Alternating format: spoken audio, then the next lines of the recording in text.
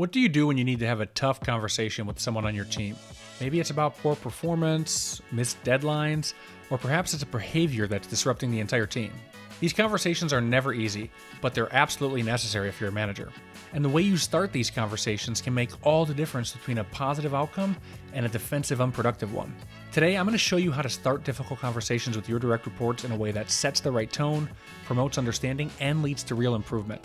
Hey everybody, and welcome back to the channel. I'm Doug Howard, and if you're new here, I help managers and leaders develop the skills to lead with confidence, handle tough situations, and build high-performing teams. So if you're looking for practical tips and strategies to become a better leader, make sure to hit that subscribe button and turn on notifications so that you never miss an episode. In today's video, we're focusing on one of the toughest parts of being a manager, and that's starting difficult conversations with a direct report. Most managers dread these conversations, and for good reason too. But if you approach these conversations the right way, they can be an opportunity for growth, learning, and a stronger working relationship.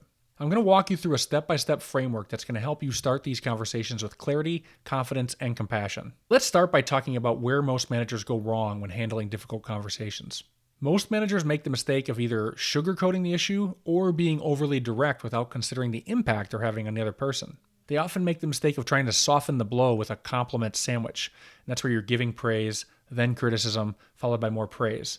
Or they make the mistake of dancing around the real issue, hoping the other person's going to get the hint on their own. All of these mistakes usually happen because managers want to avoid conflict or avoid hurting the other person's feelings. Let's face it, nobody wants to be the bad guy, and they don't want to come across as being too harsh, or they don't want to damage the relationship they have with that person. So they end up being too vague, or they end up being overly cautious when they're having the conversation. The intention is good, so I'm not here to criticize you. You want to keep the conversation light, you want to preserve morale for the other person, but the reality is that it often has the opposite effect on the other person. This is because when you beat around the bush, it creates confusion for the other person. The person leaves the conversation unclear about what needs to change or how they need to improve. They may feel like they're doing fine because of the compliments you gave them, or they might not fully understand the issue because it wasn't clearly stated to them. Regardless, any of these scenarios prevents them from taking meaningful action and learning from the feedback. So now that you understand the context behind why most managers make these mistakes, let's take a look at the framework for how you should start a difficult conversation with your direct report.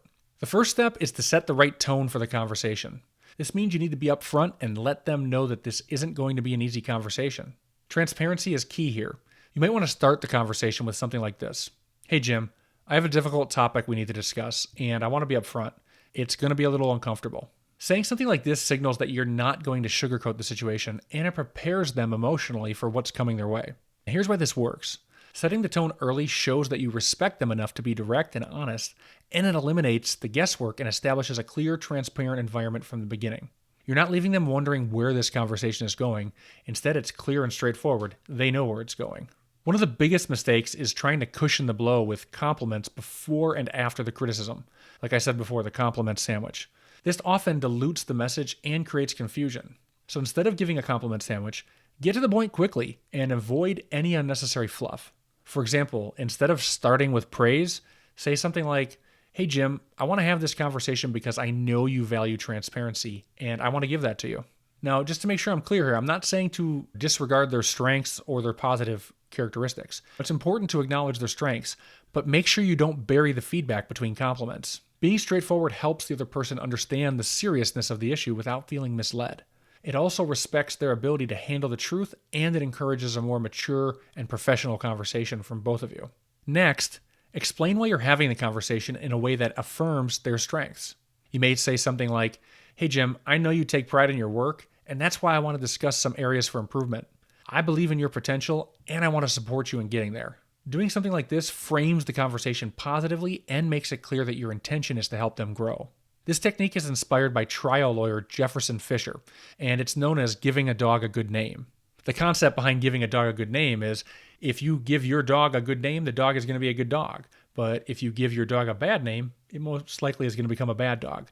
Now, not to compare people to dogs, but it's just a good way to make that point. What I mean by giving a dog a good name is you're highlighting their strengths, and you're reinforcing that this isn't about attacking them personally.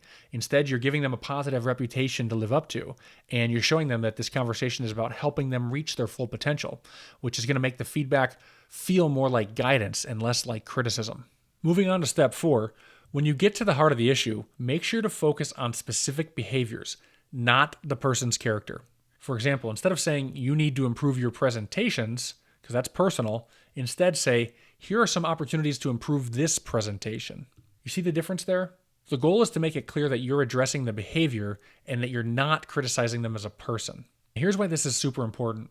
By separating the person from the behavior, it helps prevent defensiveness and it makes it easier for them to accept the feedback because it's not a personal attack. Again, this shifts the conversation from judgment to improvement. It keeps the focus on what can be changed rather than focusing on personal shortcomings that maybe they don't have any ability to change or maybe they don't want to change that.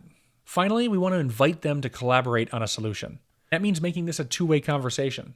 So this might sound something like this. Hey, Jim, let's work together on improving in these areas. I'd love to hear what your thoughts are on what might help you out.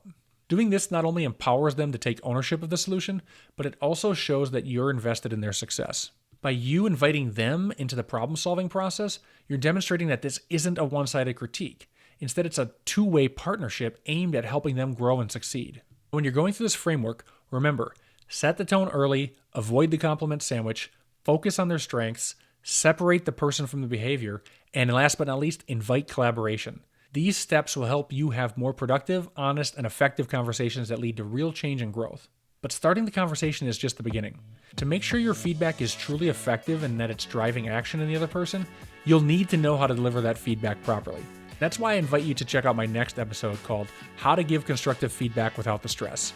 In that video, I'll share a detailed framework for delivering constructive feedback that's clear, actionable, and respectful. I'll see you in the next video.